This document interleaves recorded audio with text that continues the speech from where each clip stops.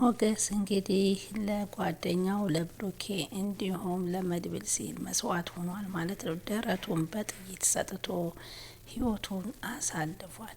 እንግዲህ በብሩኬም ለማውጣት በሄዱበት ሰዓት በተፋለሙበት ጊዜ ሁላቸውም ሞትና ሽረት ብለው በገቡበት ሰዓት ለመጀመሪያ ጊዜ እሱ ቢገባም ሆኖም ግን ከኋላው መድብልና ጓደኛው በመድረሳቸው እኩል ሁለቱም ወደ ውስጥ ዘው ብለው ገብተው ነበር። ቢሆንም የካሊድ ሙሲሲ ባልደረባ እዛ ጋ ያስቀመጣቸው አንድ ሲባሉ ሁለት ሲባሉ አራት እያሉ በቁጥር የበዙ ስለሆኑ እነሱም ለሶስት ለማሸነፍ እንግዲህ ሁለቱም በአንድ ሰው እንኳ ግብ ግብ ፈጥረው ሁሉንም በመዘግረር ላይ ፊልሚያው ቀጥሎ ነበር።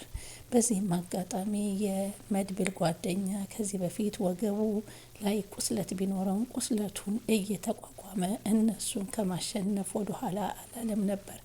ከብዙ ፊልሚያ በኋላ እንግዲህ ወደ ውስጥ እየገቡ እያሉ በየተራ ብቅ የሚሉት የሀሊሙ ሙሰሲ ጠባቂዎች እንግዲህ እነሱን በጣሰውና ተፋልመው ወደ ውስጥ ዘው እያሉ ሲገቡ አሁን ብሩኬ ያን ሁሉ የተኩስ ርምታና የእነሱን ጫጫታ ከእስር ላይ ሆኖ በሰንሰለት ታስሮ ብስቁልቁል ብሎ አንገቱን ደፍቶ ያዳምጥ ነበር።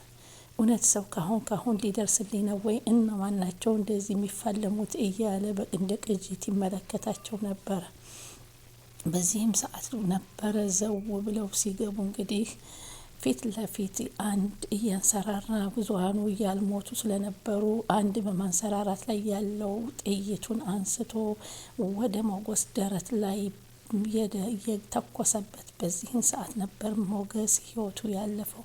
ይህን የሰማች ሉላ እንግዲህ አለኝ ብዬ የተመካሁት ወንድሜ አንተን ነበር፣ ህይወቴ ጨለመ፣ አሁን ነገ ብርሃንን ያለው የተሻለ ቦታ እደርሳለሁ እያልኩኝ ተስፋዬ ናጥቻለሁኝ እያለች ከሀዘን ተውጣለች።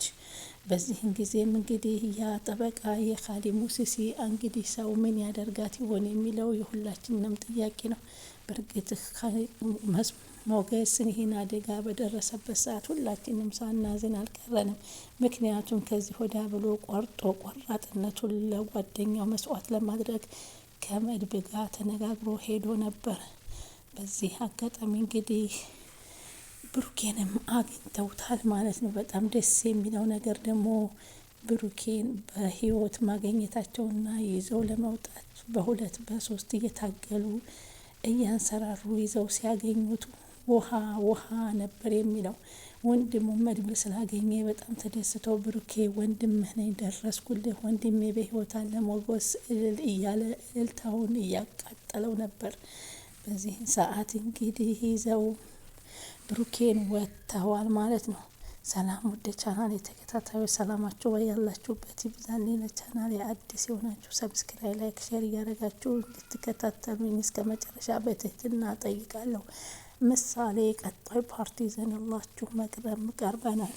በዚህም እንግዲህ አሁን ዝና እንግዲህ አንዲትን ሴት ልጅ በማገት እንግዲህ ይቺ ሴት ልጅ አረብ ሀገር እንወስድሻለን በማለት የአባቷን ከብቶች አሽጣ የመጣችውን ገንዘብ ሰጥታት፣ ግን ሆኖም ወደ አረብ ሀገር ሳይሆን የወሰዷት እዚህ ከነ ብሩኬ ከሚታገቱበት አግተው እያሰቃያት እንደሆነ ዝና ያየንበት ነው። ሆኖም ግን እሷ ምንድን ነው የምታደርጉኝ? ከዚህ በላይ ምን አድርጊ ነው የምትሉኝ? እያለች እንግዲህ ወዳ ምን ልትሰራ ምን ላድርግላችሁ ስትላቸው አንድና አንድ የምታደርግልኝ ነገር አለ ሲል ዝና ያፋጠጣታል። እሱም ምን መሰለሽ? ቤተሰቦችሽን ደዊና 500,000 ብር እንፈልጋለን ብለሽ ንገሪያቸው። 500,000 ብር ቤተሰቦች ከየት አምጥተው ነው የሚሰጧችሁ? ያላቸውን ከብቶች እኮ ሽጠው ነው የሰጡኝ። ከዚህ በላይ እንዴት ነው የምታደርጉት? የምትገሉኝም ከሆነ ግደሉኝ፣ የምታደርጉኝንም አድርጉኝ እንጂ ከዚህ በኋላ የማደርገው ነገር የለም ስትል በሀዘን ለቅሶ እየተዋጠች ተናገረች። እሱም እንግዳውስ ልንገርሽ፣ እኔ አንዷ ሚስቴ ጠፍታብኛለች እና አንቺን ሚስት አድርጌ እንደማስቀምጥሽ ወቂ በማለት የሚያስጠነቅቃታል። እሷም ስቅስቅ ብላ እያለቀሰች አማራጭ የሌላት መሆኗን ትነግረዋለች። አቶ ዝና እንግዲህ ማህሌትን ደውሎ እንድትመጣ ያደርጋታል። ከመጣችም በኋላ ማህሌት እንዴት ነሽ? በመሆኑ ግን አንቺ ብሩኬ በህይወት እንዳለ ታውቂያለሽ ሲላት ብሩኬ በህይወት አለ እንዴ ብላ አለች። እንዶ በሞትና በሽረት መካከል ሆኖ ብታገኙ ምን ታደርጊዋለሽ ብሎ ሲጠይቃት ምንም ማድረግ አልችልም ምን አደርጋለሁ ብለህ ነው አለችው።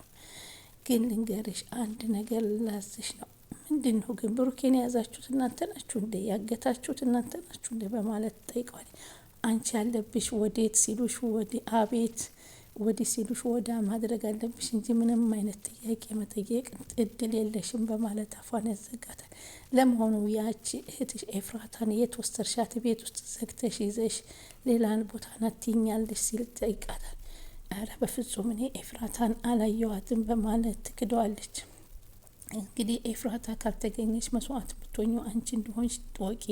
አሁን ግን አንድ ነገር ላዝሽ እፈልጋለሁ። ምንድን ነው ልታዘኝ የምትፈልገው ስትል መሀል ይጠይቀዋለች።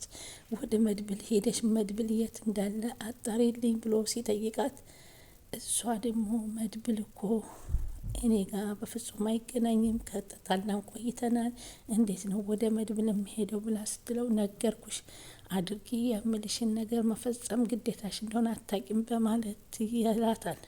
እሷም እንግዲህ ምንም ማድረግ ስለማትችል እሽም እምቢም ሳትን እንግዲህ እሱ ምንድነው ፊልም ያው እንግዲህ ይህ ነገር መድብል የት እንዳለ ለማወቅ ስለፈለገ እንደሆነ ተረዳችሁ። ቅድስት በሌላ በኩል ምሳሌን እንግዲህ አባትሽ ነገ ይመጣል ባለቻት መሰረት ምሳሌ አባቷን በጉጉት እየጠበቀች ትገኛለች።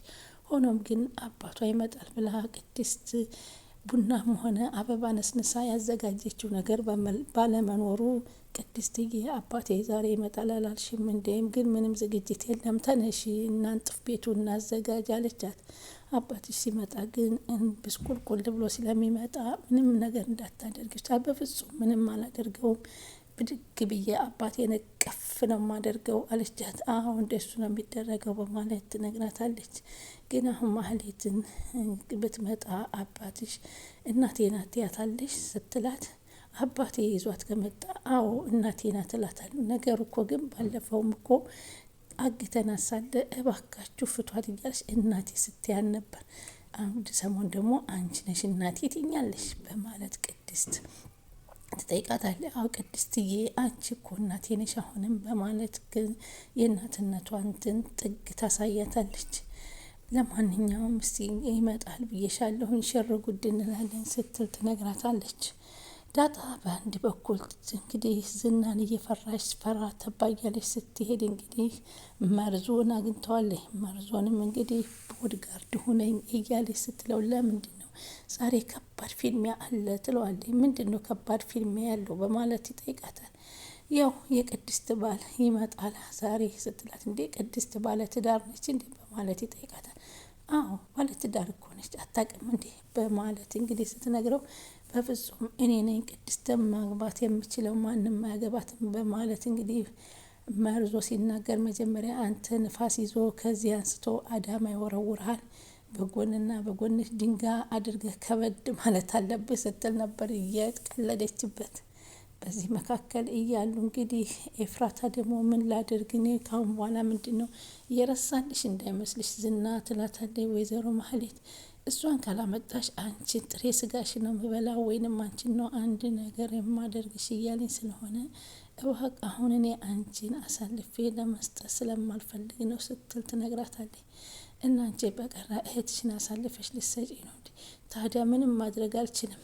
እንግዲህ ዝና በጣም ወደ እኔ እያፈጠጠ እኔን የሚያስወግደኝ ከሆነ አንቺን የማጋልጥበት መንገድ የለም ስትል ለኤፍራታ ትነግራታለች።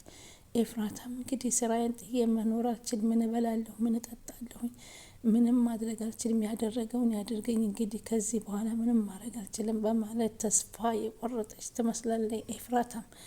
አሁን ወደነ መድብልና ወደነ ብሩኬ ስንመለስ እንግዲህ ብሩኬን እንግዲህ እንደዛ ተፋፉመውና ተጣጥረው ብሩኬን አግኝተው መድብል ማመን አቃቶት እየሳመ ወንድሜን አገኘሁት በጣም ደስ አለኝ ይውልኝ ሞጎሴ ይው እያለ እንግዲህ ያም ጓደኛቸው ደሞን በጎኑ እያዘራ ከዘገረራቸውና ከተፋለሙ በኋላ ብሩኬን በማገኘታቸው ሁላቸውም ተደስተዋል። ሆኖም ግን ብሩኬን ይዘውት እጅና እግሩን እየጎተቱ በሚወጡበት ሰዓት ሌሎቹ እውነት የሞቱ አይመስሉም። ምክንያቱም በድብደባው ተቀጥቅጠዋል እንጂ ህይወታቸው ያለፈ ስላላደለ ከኋላ ምናልባት ሌሎቹ ደርሰው እነሱን ብሩኬን ሳያወጡ ያስጥሏቸውና ብሩኬን ከነ ብሩኬ እዛው ይቀሩ ወይንስ ጀግኖቹ ወንድማቸውን ብሩኬን ይዘው ተጣጥረው ወደ ውጭ ይዘውት ይወጡ ይሆን የሚለውን እንግዲህ ቀጣይ የምናይ ይሆናል። ስለምትከታተሉኝ ከልብ አመሰግናለሁ። ላይክ፣ ሰብስክራይብ እያደረጋችሁ